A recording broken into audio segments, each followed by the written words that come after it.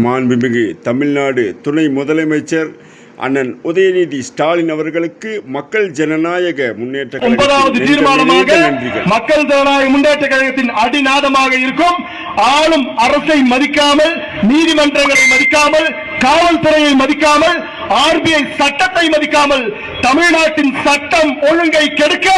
எவ்வித அடையாளமும் இல்லாமல் கும்பல்களாக அத்துமீறி ஊருக்குள் நுழையும், தெருவுக்குள் நுழையும், வீதிக்குள் நுழையும், காம்பவுண்டிற்குள், வீட்டிற்குள் நுழையும் மைக்ரோ பைனான்ஸ் தனியார் நிதி நிறுவனங்களின் collection team, choosing team, recovery team என்ற பெயரில் சட்டவிரோதமாக இந்த வரி உயர்வு காலங்களிலும் கொடுமைப்படுத்திக் கொண்டிருக்கின்ற சட்டவிரோத குண்டர்களை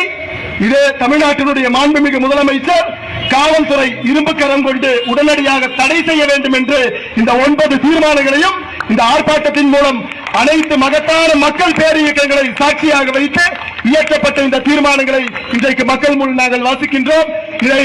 கண்ணியத்திற்குரிய காவல்துறை, உளவுத்துறை அரசினுடைய கவனத்திற்கு கொண்டு செல்ல வேண்டும் என்று திருப்பூர் மக்கள்